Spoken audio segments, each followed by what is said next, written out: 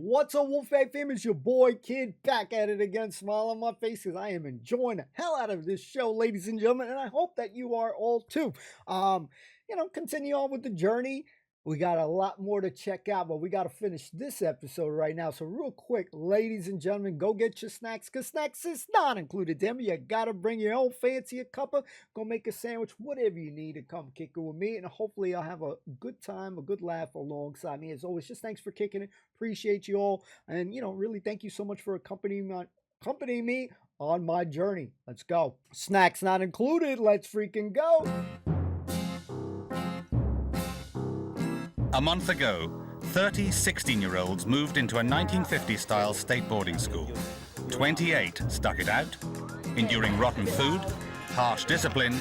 Miles, up! Come on! Out! Out! Out! Come on! And worst of all, traditional lessons. Expect to be doing long multiplication and long division aplenty. Back in the real world, the kids had just sat their GCSEs. Now, they face the toughest challenge yet. So, you've got... In a few days, they will sit 1950s O-level papers in English, maths, and history. Some pupils are rising to the occasion. Tell the class. I know, Steph. Let's clap. Others are struggling to stay awake. Get out now! I'm lucky, get out! How will they do in their O-levels? And will the results bear out the accusation that exams nowadays are just too easy?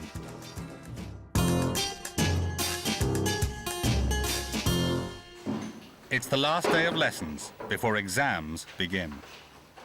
I am beside myself with concern for the trigonometry questions that you will face in the exam. The difficulty the pupils face in O-level maths is deciphering complex problems. This number turns out to be 31 degrees, okay? What's the answer to the question? Elgood. 031. No! This is bearing from... Oh, God, I can't believe it. Yeah, what are we up against, Elgood? We're going to take this exam tomorrow. You're going to get a bearing question and you're going to get it wrong. And are you thick? Well, no. No, you're not, are you? Still that age-old problem that you have as a teacher where when you've done something a million times and they've all got it, and then like 3 days later, it's as if it had never been mentioned. And there's like zero recall. Damn. In the last month, the pupils of King's School have spent at least an hour a day playing sport. Nice. The onslaught of physical activity culminates in the dreaded cross-country this afternoon.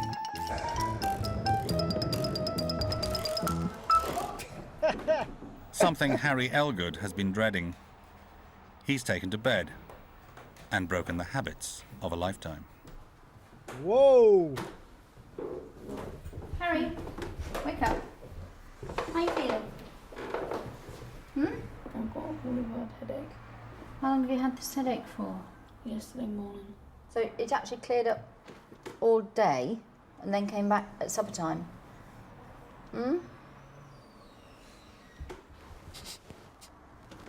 It's not some rouse to try and sky across country.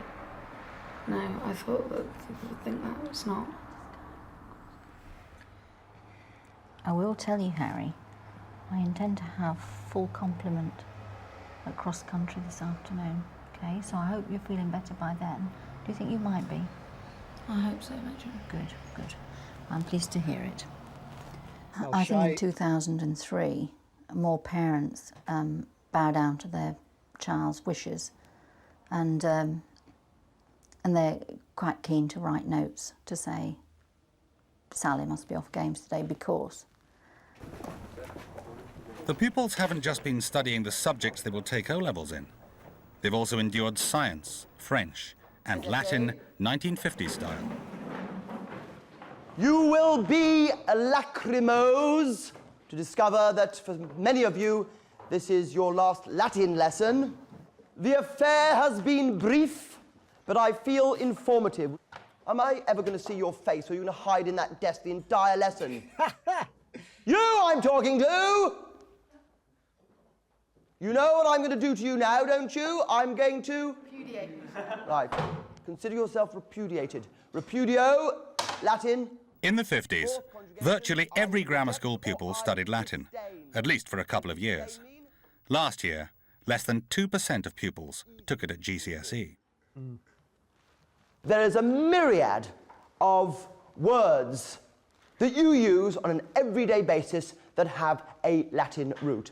It is very, very useful to know the history of your own language. And when you consider that 65% of English words have a Latin root, you see how important it is. I wrote down just some of them. So I will read out the Latin word, and you tell me what English word comes from this. Agricola means a farmer. Agriculture. Bellum, this is a difficult one.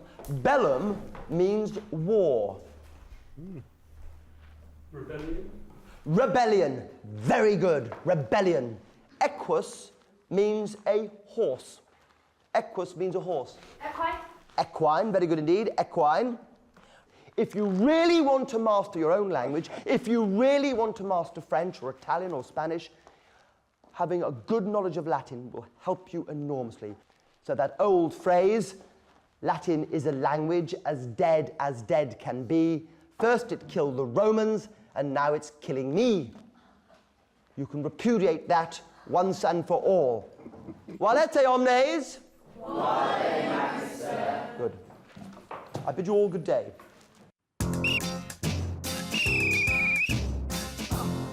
Behind the line. On your marks. A race? Let's go! In the 1950s, getting off games with spurious ailments like headaches was practically unheard of. And at King's School, all the children run in the end-of-term cross-country.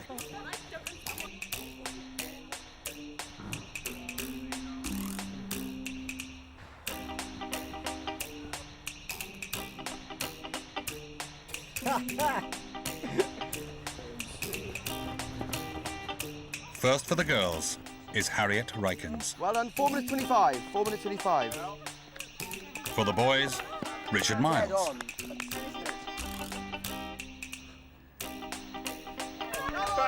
And last but not least, Harry Elgood.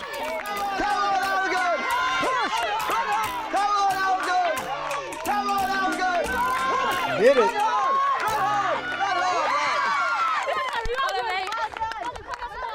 Well, someone has to be last, and I was glad to fill the vacancy. The fact that the children have had to do sport and that they've been eating sensibly and have been working out regularly has helped them to feel better about themselves, to have a more positive self-image, and some of them have actually lost weight, which has helped as well.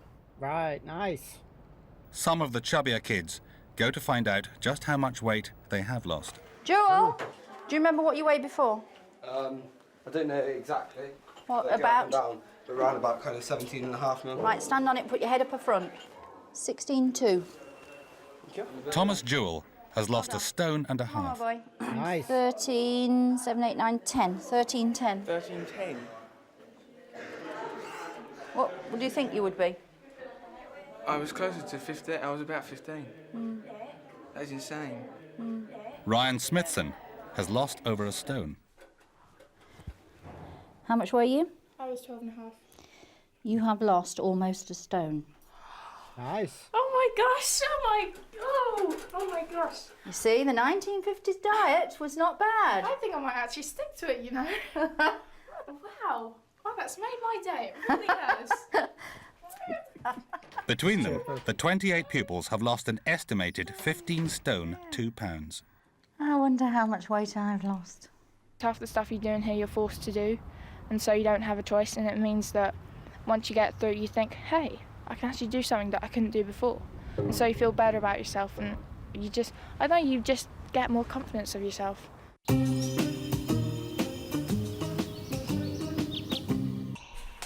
In the 1950s, regularity of bodily functions was considered the key to a healthy body and a healthy mind. Teeth. Have you had your bowels open? Yes, thank you, Major. Well? Or not well? As well as can be expected, Major. Why do you say that? I'm not quite sure what constitutes a good bowel opening, Richie. Why are you doing that? Do you want to go to the toilet? What? Well, you're moving round. Yes, I do actually want to go to the toilet. Stand still and wait. It might be exam week, but Matron is determined to maintain standards.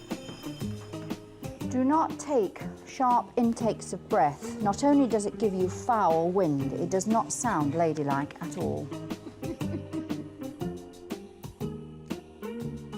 Bed most definitely isn't up to scratch. Damn! Teeth.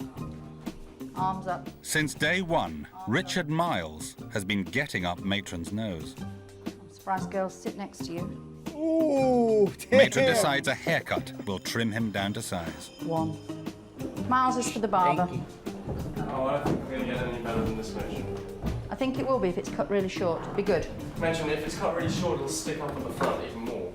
No, and then we'll have it really cut short and then it won't stick up. That's fine. Yeah, I'd rather not have it cut short. You will be having it cut short at 4 o'clock. Don't argue. Tell him. Richard Miles is a boy who has everything. Brains, All hail our new leader, Richard Miles. a privileged upbringing, and good looks. Leave your hair alone. You just can't get it any better than this. No, you can. Just take all that out. You take all that off it. Oh, thanks for the support, right? He's constantly doing this to make his hair stand up. He's constantly late for lessons. He has got attitude with a capital A. And he has to learn he cannot mess with me.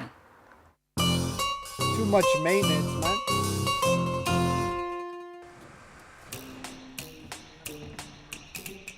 With exam pressure mounting, Matron's surgery is busier than usual. I think I have some paracetamol. Nervous stomachs are on the increase.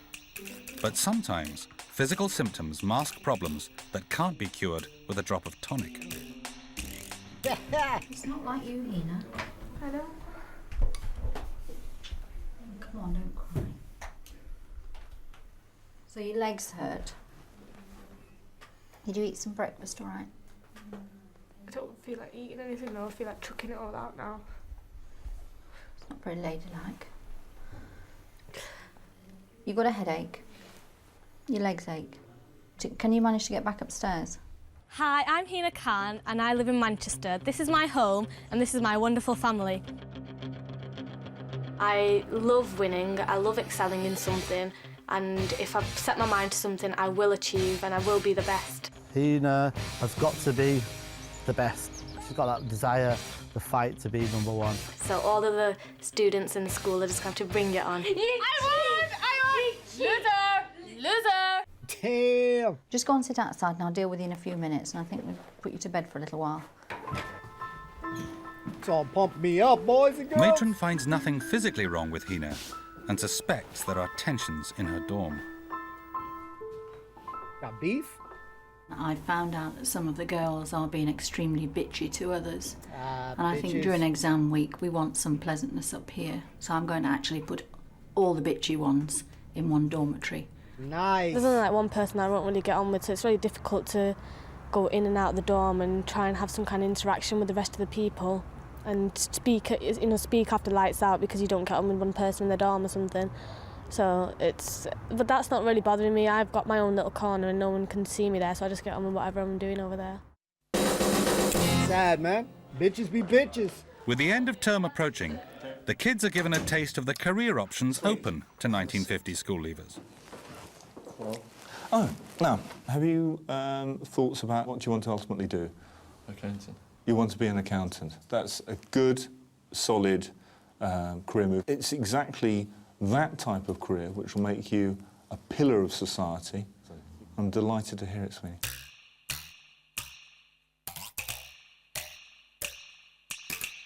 In the 1950s, expectations of the sexes were very different.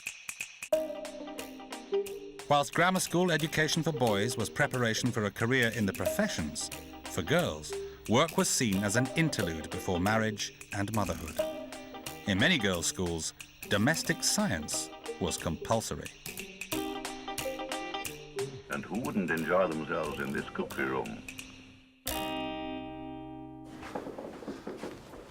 History master Mr. Raquel is giving our 21st century girls a taste of 1950s attitudes, when women were virtually unheard of in the upper echelons of law or medicine. I'd quite like to be a surgeon. A surgeon? A surgeon. Let's take a huge jump and imagine there's such a thing as a female surgeon, right? I'm lying in bed, I've got appendicitis, and you come round, I say, well, nurse, where's the surgeon? So I'm the surgeon. Yeah. No matter how much pain, I'd jump out of bed and run. I think nursing is an honourable profession. And with the beauty of nursing, you can leave the nursing, bring up the children, and then you can go back. No, if that's all I'm against, I should be fine. You want to be a barrister? Yeah. Isn't there a danger of a woman in court getting too emotional, which would undermine I feel that the whole structure of your case? I don't think you can class all women as being very emotional. I cannot imagine a leading barrister taking on a young woman. Basically, my career path is to do some legal secretary work and then to marry somebody. Who's a barrister? Who's a barrister with lots of money, and I can be a housewife and produce lovely children. He's been like suggesting to all the girls who become secretaries and like housewives and stuff like that. Yeah. She's as it should be.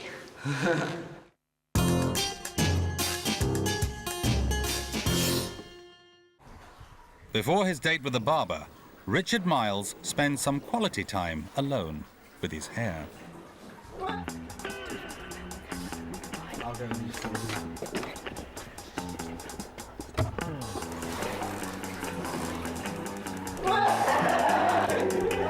Yeah, there we go.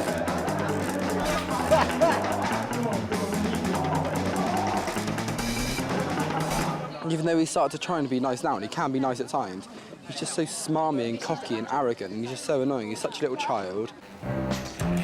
Drop that shit off, man.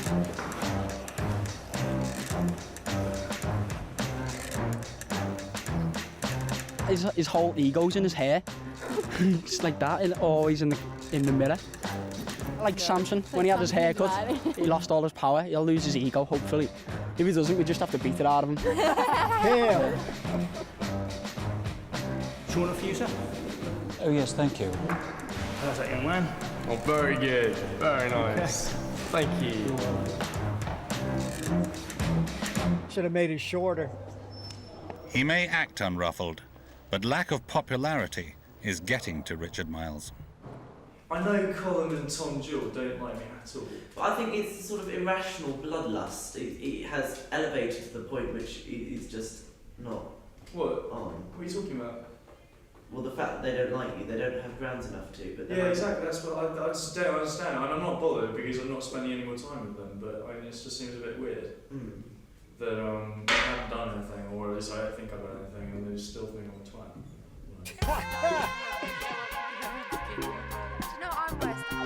As the countdown to the first exam begins, every spare moment is filled with revision, revision, and more revision. When did Ireland become a dominion? I don't know that one. I can't remember that one. If you times it by y minus, you times that whole No, thing it's by just y 9y minus plus 1, 4. you get rid of that. I do that every time. Yeah. Yeah, that's kind of right, but you just remember it's the difference of two squares. Durba. Now, what does Durba mean? That's Is it like elders or something? Now, Durba is when you do something just for show. As soon as I left the GCSE hall for any of the exams, I just put it all out my head, thinking I'm never after going to use that again. So I'm having to learn a lot of stuff again, which is actually quite a bad thing because I should have remembered it. I don't think anyone's making any pretense now of hiding their books and their revision, which they've taken back to the dorm with them. And you know, it's quite blatant now that people are doing extra cramming and reading before they get up in the mornings and reading last thing at night. And so I think sort of the heat is on now. After hours of cramming, the pupils are going stir-crazy when their final period of prep arrives. But Games Master Peter Daplin is determined the kids take it, and him, seriously. Don't open your mouth. Close it. Close it! Sit down and be quiet. You can keep giggling. That's 20 minutes extra for all of you. Hannah, outside now. Outside and stay there. Sit down. Giggler. Nicola, put your hand down. I'm not interested. History or English, if I find you're not working, I'll just add 5 minutes extra. Anybody else want to cough? Feel free, but I shall start punishing. Put your hand down. I'm not interested. Get on with your history, get on with your English, put your hand down, put your hand down. You are the pupils. I tell you what to do. You do not tell me what to do. Elgood. Right, get your hand away from your face, sit up straight. Thank you. Get out of my sight, you stupid girl. Damn! There should be no further interruptions. We are here till 9:15. Savage. Come here. Stand there. What is your problem? I wanted a pencil sharpener.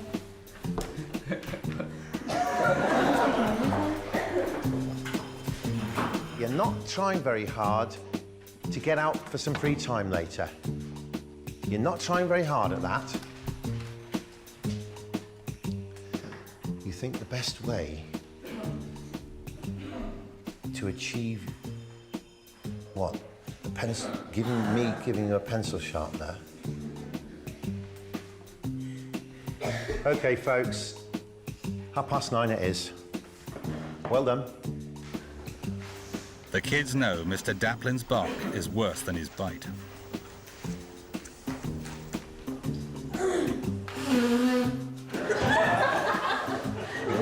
You can make that 400 lines now.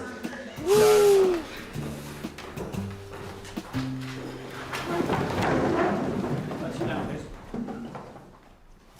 Miles, go and work next door, please, by yourself.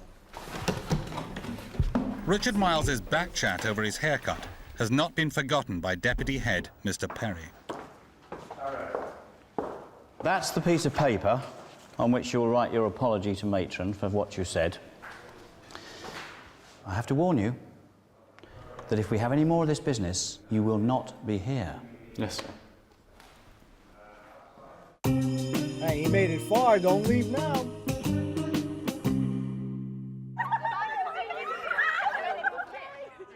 Some of the girls have formed a clique that has created tensions in the dormitories. Cliques. To their delight, Matron has moved them into a dorm together. Rebecca has had to change rooms.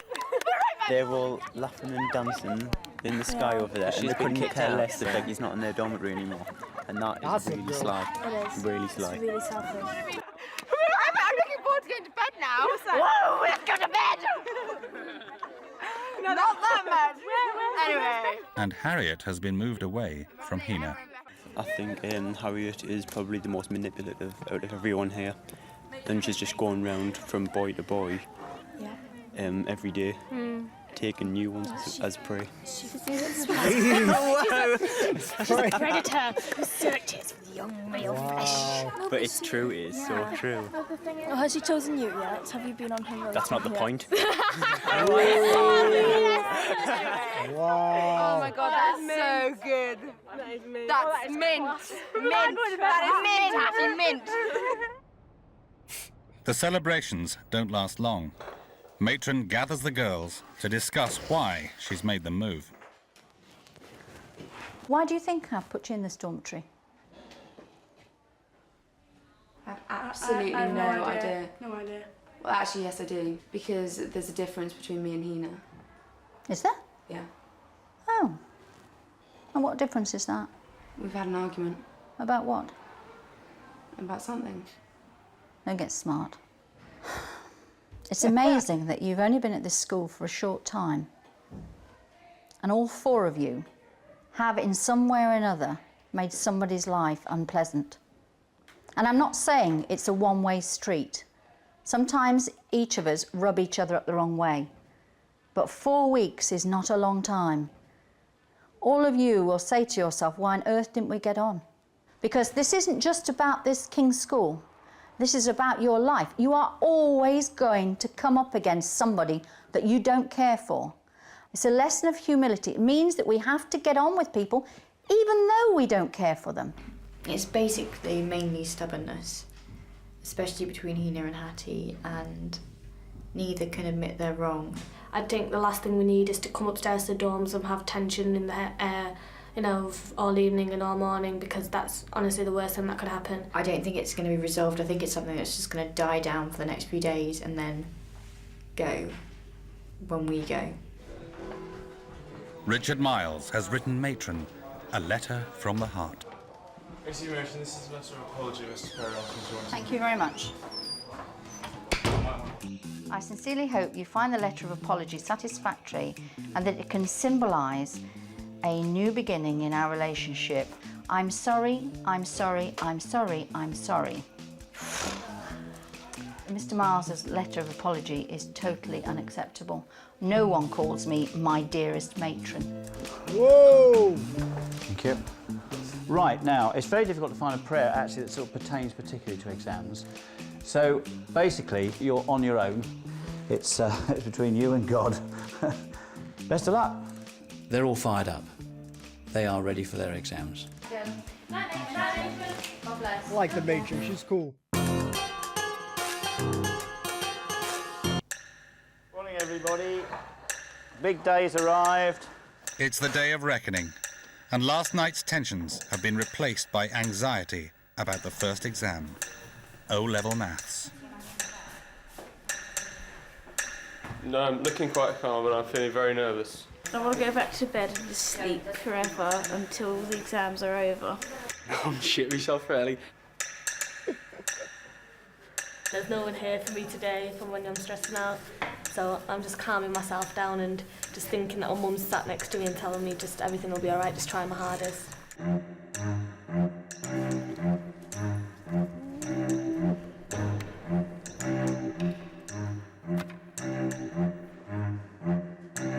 Over the next 3 days, the pupils will spend 14 hours in exams, sitting O-level papers in English language, English literature, history, and maths.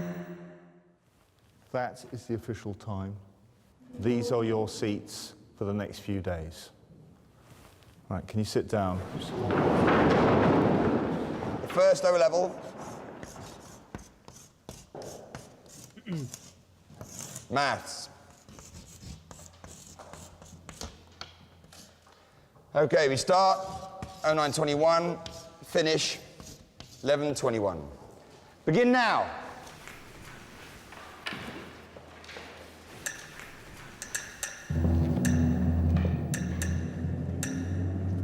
The exams comprise real 50s O-level questions selected by independent examiners to test the syllabus the pupils have covered in the last 3.5 weeks. The results will indicate the grade they would achieve if they had taken O-levels in the 1950s.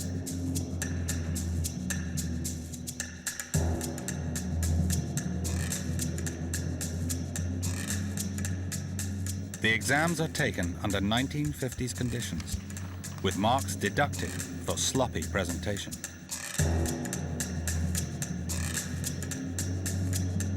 In maths, there are no calculators, just mental arithmetic and a log table.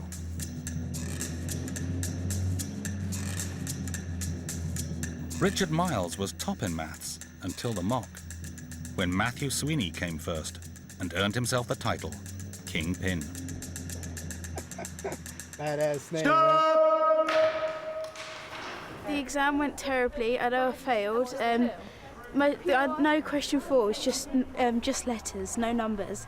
So I found that really confusing and difficult. When I saw the paper, I was like, oh, that's going to be easier because it's only like a side of A4, 2 sides of A4. And then when I read the questions, I was like, oh. And then the last 10 minutes, so you got 10 minutes left, I had 3 major questions to do, so I just scribbled down anything. It was actually harder than it looked, you know, at first glance, which was, you know, worse than GCSE actually, because GCSE is really, you know, it always looks really hard and it's actually quite easy. I'm not the kingpin anymore, I don't think. Oh. I think I've really messed up.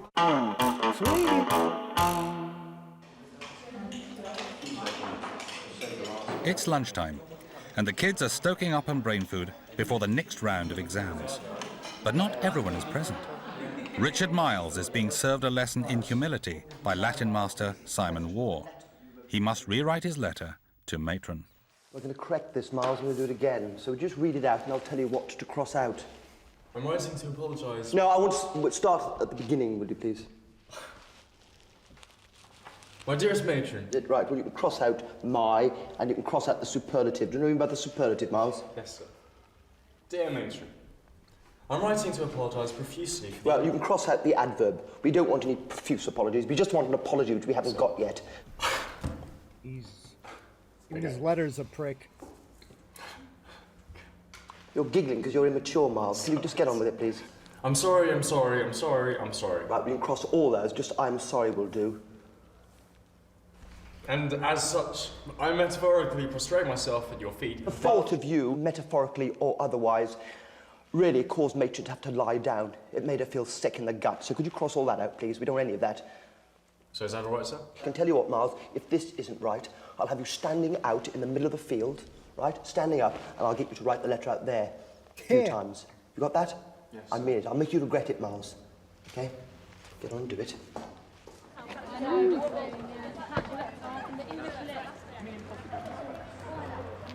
The letter I wrote was a bit stupid, but it wasn't, you know, it wasn't really rude or anything. It was just silly, you know. So I don't know. I'm not that bothered since I've only got 2 days to go. So yeah, I may as well just make a weekend out of it, you know. I'm not gonna start grovelling or anything because I think that's the only thing I can do to actually get back in their good books, you know. So.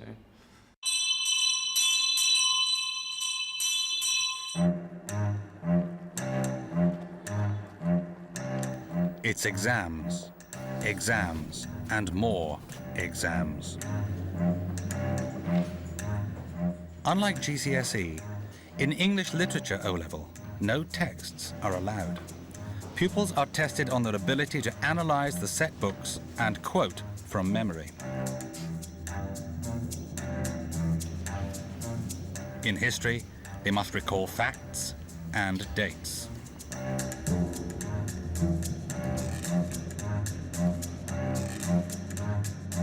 In English language, precision is paramount. Every mistake in grammar or spelling costs marks. In English language GCSE, coursework counts for 40% of the grade. In O-Level, everything rests on the exam. That was bad, man, wasn't it? That was just too hard. Some kind of joke exam. The English was a lot better than the maths. I didn't come out with the urge for suicide. The GCSE paper is far more opinionated and you can write about how you feel and there's room for ambiguity, whereas in the O-Level paper it's a narrow line, you have to get fact by fact by fact. I think I've learned the same amount I did for my GCSEs in 3 weeks. It's like being a crash course. I definitely think I've learnt more in the last 4 weeks here than I would back at my school.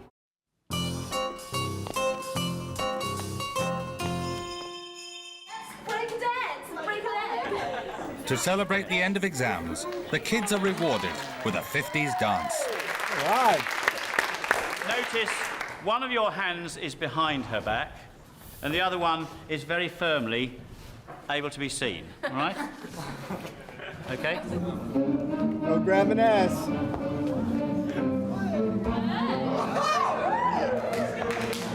Nice moves. Mr. Perry has dusted off his record collection and takes to the floor with his wife to show the kids how to jive. Awesome.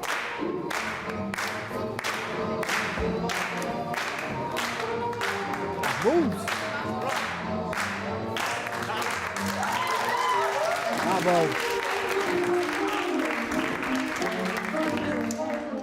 Okay, so we've got track one, okay? Now this is slow. Yeah, I love that song.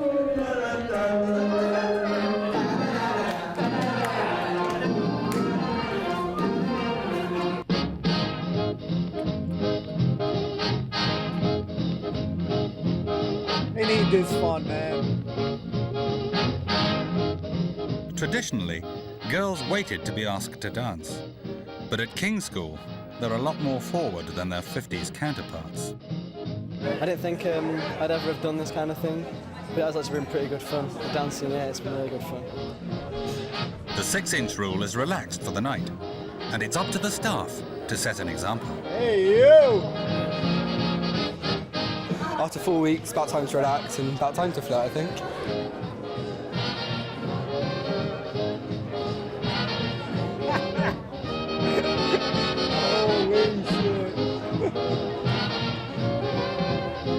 We haven't done anything that's even remotely like this for the whole 4-week period, so I think we appreciate it now.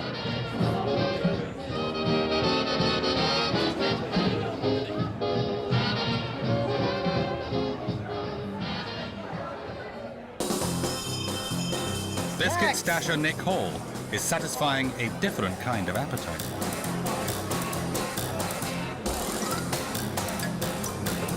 Damn. First crisp, my first crisp in 4 weeks. I don't believe it. First crisp in 4 weeks. First crisp in 4 weeks.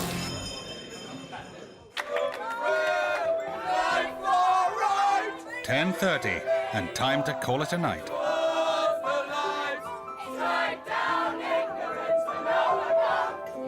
No booze, no fags, but a good time was had by all.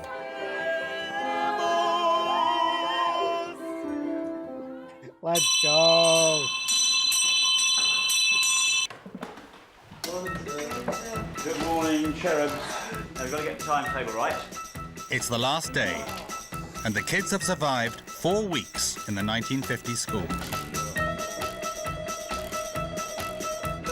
This is one thing I'm not going to miss from the 1950s. It's itchy and scratchy on my bottom, and I'm gladly going to leave it behind. Matrons maintaining 50 standards in the boys' dorm. But the girls are getting ready to go back to the future. I've got hair removal cream on my legs. Billy They're in a jubilant mood, but it may not last. Out! Today they get the results of their English, history and maths O-levels. If I do badly, it's going to reflect badly upon my generation. We're going to get all the boring old crows coming up and saying, oh, education's not as good as it used to be and all this kind of rubbish. Now I'm thinking I've got to do really well because, I don't know, because it'll be really embarrassing and this is why I've come here. If you do crap, then people aren't going to think it's because you were just messing about and not taking it seriously. People are going to think it's because you're dumb.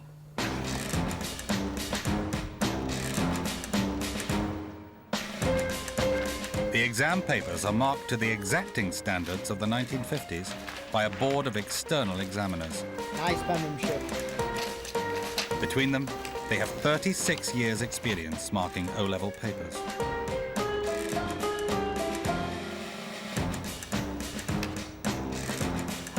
Many found it more difficult than I expected. They wrote long answers, but they lacked that sharpness to pick up the points. In a number of cases, they are actually confused.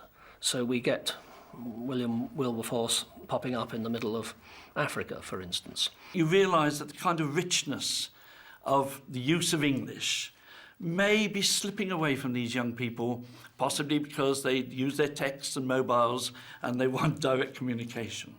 The trouble with these questions is that a sort of a weaker candidate can't even get started on the question. They look at it and think, oh, I can't do that at all, so they've got no marks. Whereas on the GCSE papers now, they break it down into little steps for them, and so everybody can do the first part and then they move on to the next part and so on.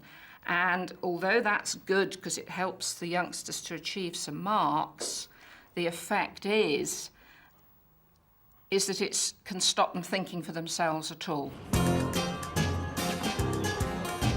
The children's families arrive at King's for a special presentation of the O-level results.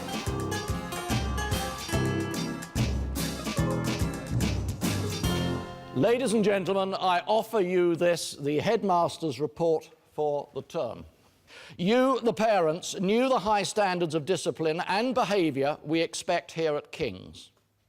You knew, and you wished your children to experience that regime. To build them into a corporate body, following King's ways and King's traditions, we had to be hard on them, very hard. They took it. They took it, and they have grown in stature. You can be proud, very proud of your children, just as we, the staff, are proud to have shared the term with them at King's School. Thank you.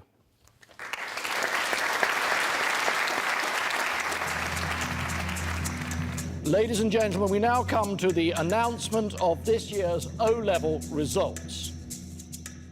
It's a week of results. 4 days after this O-level ceremony, the children found out the grades of the GCSEs they sat in June. Here's a sneak preview of how they did. Okay. Alistair, hi. Hey, sir. Come in, take a seat. An A star in English. History, I got an A. An A star in mathematics. Maths, I got an A. Grade A. I got an A. 3 A's. Double A, yay. I've got like 4 A's. 8 A stars and 3 A's. I got 10 A stars.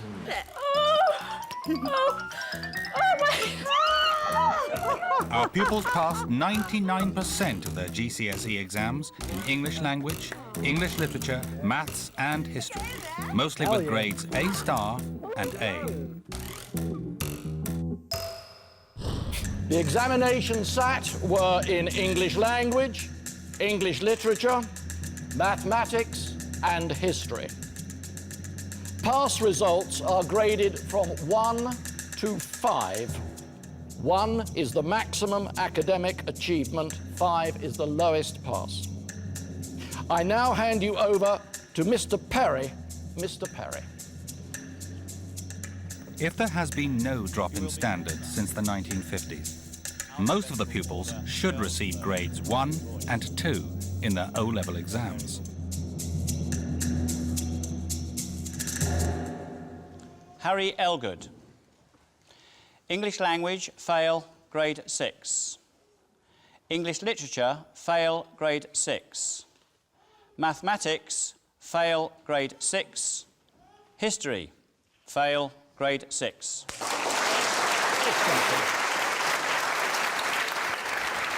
Harry Elgood got straight A's at GCSE.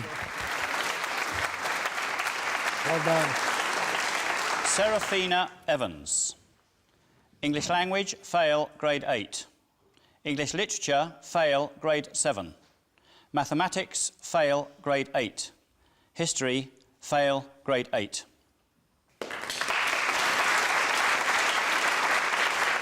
In her GCSEs, Seraphina Evans got an A star in English language, B in English literature, B in history, and C in maths. Richard Miles. English language, pass, grade 2. English literature, fail, grade 6. Mathematics, pass, grade 3. And history, pass, grade 3. Richard Miles got 7 A stars, an A and a B at GCSE. Harriet Rykens. English language, fail, grade 7. English literature, pass, grade 4. Mathematics, fail, grade 8. And history, fail, grade 7. In her GCSEs, Hattie Rykens got an A star in English literature, B in language, A in history, and a C in maths. Well done. Mathematics, fail, grade 6. English literature, fail, grade 6. Mathematics, fail, grade 7. And history, fail, grade 9. Between them, our 28 pupils failed nearly half of their 1950s O-levels, indicating that exams back then were harder. Only 7 kids passed all 4 exams. Emma Pinchbeck. English language, pass, grade 1. English literature, pass, grade 1. Nice. Mathematics, pass, grade 5. And history, pass, grade 1. In the 1950s, only 8% of all 16-year-olds passed more than 5 O-levels.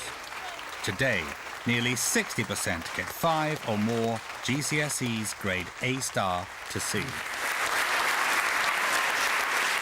So were the 1950s really a golden age of education? Education now is accessible to the majority. It's no longer elitist. And the result of that is perhaps that they're not being pushed to these very high levels. But does that ultimately matter if we've actually got a system that is available to the majority?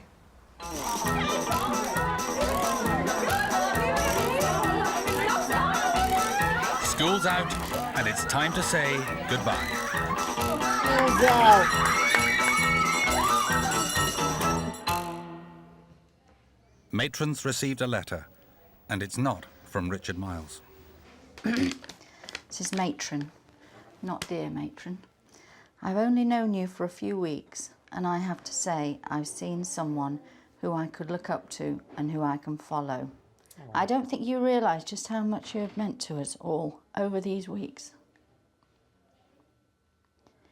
You have filled a figure in the place of our parents, who we left behind. I am grateful to you, and always will be. I will never forget you, and please, Matron, keep being yourself. From Rebecca. Beautiful. Something she'll cherish there. Makes it all worthwhile, doesn't it, really? This sort of ethos of education is, I think, more productive in terms of what you learn, but it's so unenjoyable that it just makes you not want to learn. Being made to wear your blazer in class because you look smart doesn't help you learn algebra. In fact, you just feel a whole lot hotter. We've lived up to the role of being children, and now we're going to go back and everyone's going to expect us to be back like adults. It's just going to be so weird. I'm going to change when I get home and be less vain and just walk around with no makeup, with my hair and pigtails every day.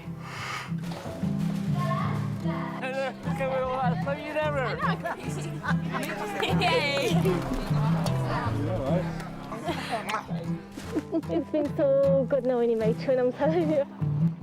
That was beautiful, man. Hey, man. Who cut the onions?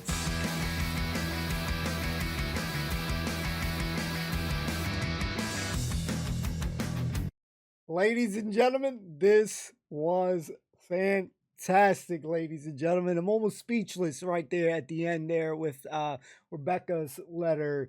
Who the hell cut the onions here, man? Or it's getting kind of windy right now, man. But anyways, we're going to talk about it. Hopefully you enjoyed it. Don't forget to subscribe if you enjoy the content. Hold on. Ladies and gentlemen, number one, I hope that you enjoyed this episode. If you made it this far, you know what? Use the code word. I can't say word.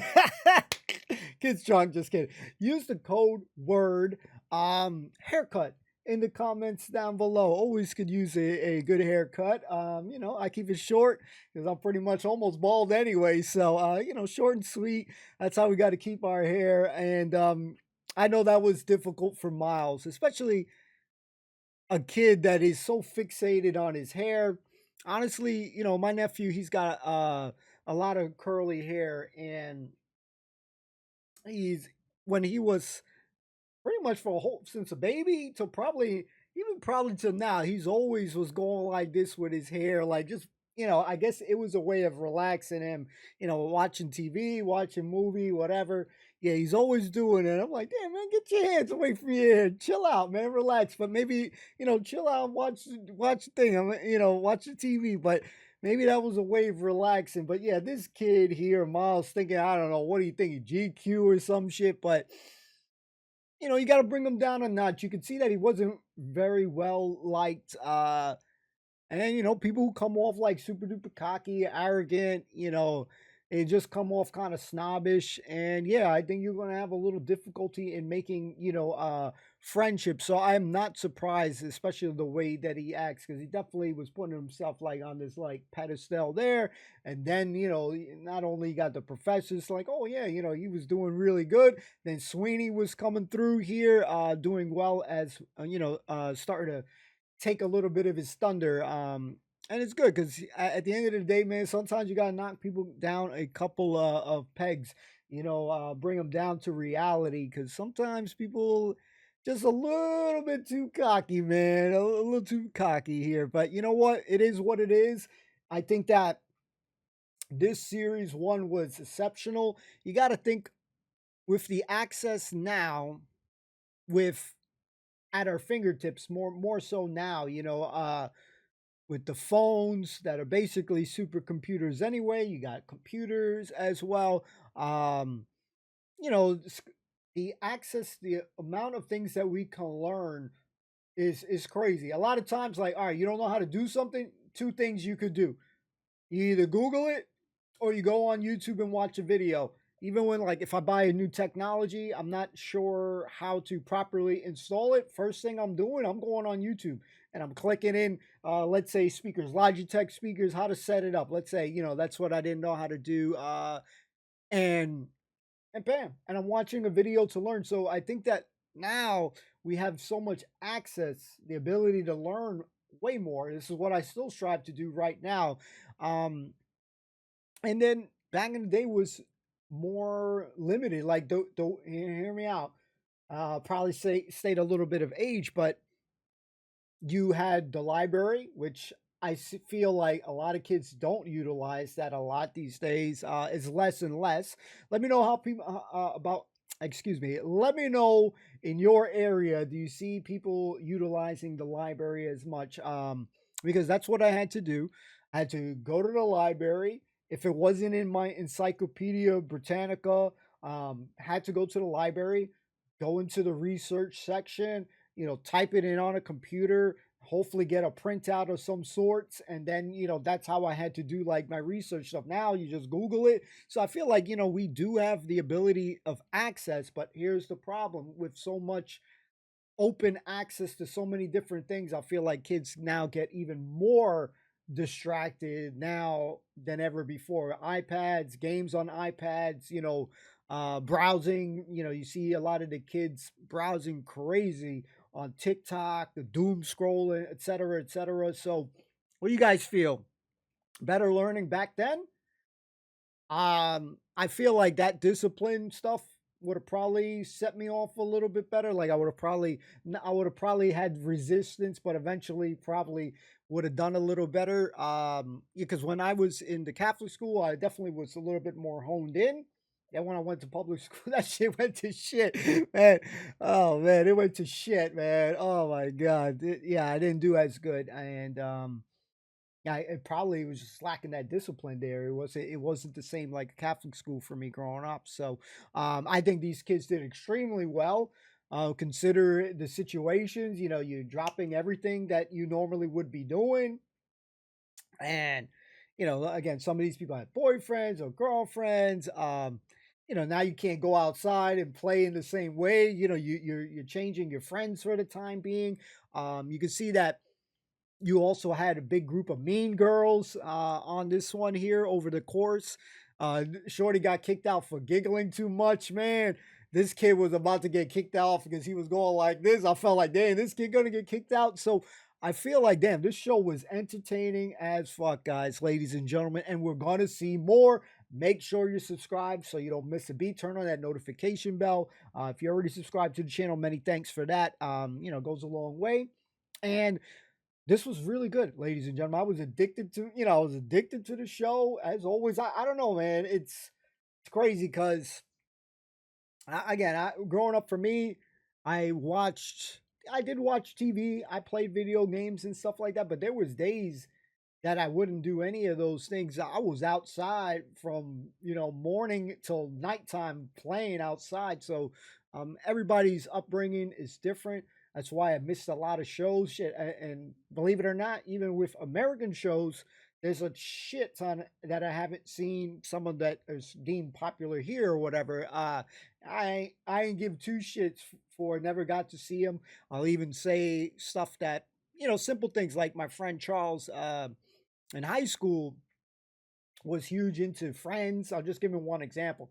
Never seen the show, so a lot of the popular shows I never seen because I was out about doing my thing outside, playing sports and stuff. So I didn't really watch a lot of stuff. Eventually, at some point in time, when things settled down, started watching a lot of anime. That's what, you know, brought me a lot of joy and got me through, you know, bad times, I guess you can say. But you know, this is kind of what I strive to do now. Watch shows I never would have been on my radar, enjoying a journey, learning, you know, learning new words over the course of a couple of years that we've been doing this content here. You know, it's been great. You know what I mean? I don't think that I would have probably had the attention span back in the day, you know, and just my mind would have been just all over the place. And still, you know, still a skill that, you know, you have to work on, you know what I mean? Day by day, I can't get distracted sometimes. Like in school, the teacher saying some shit, I'm like, man, wonder what I'm gonna have for lunch today, man. We're gonna get some pizza today, you know, some tater tots or something like that. You know, what am I getting me a cheeseburger? Like, you know, I wasn't paying attention. So for me, locking it down these past couple of years, it's a whole new thing. Again, I'm still learning, don't know everything, never will know everything. And I'm glad because that means that I still got things to learn. I don't even if I was like 90 or whatever, I'm still going to be trying to learn, still try to watch things as long as I got my eyes, man. You know, I could and still know how to function, press and play on a video. You know, we're going to be checking out stuff. So I thank you guys. This was an absolute amazing journey. And again, we're not even done, ladies and gentlemen. We have a hell of a lot more to check out. So make sure, again, you subscribe to the channel. If you enjoyed it, definitely feel like after watching these, you know, kids for these few weeks, man, you feel proud of them. You know what I mean? It's like Lad's Army. You know, they finish, you're happy. You know, Ladette to Lady, you're proud of them. You know what I mean? So all this GCE talk and all that stuff, man. I'm thinking of freaking Rodney from Only Fools and Horses, man. All right, Dave? Anyways, enough of my yapping. If you enjoyed it, let me know in the comments down below. You want to see more? Let me know in the comments down below. It just lets me know that you're enjoying. You know, come out of the woodworks, you know, put a thumbs up, whatever you got to do. I appreciate you guys. We'll see you soon. Peace out. Take care. Be well. All the best. Peace.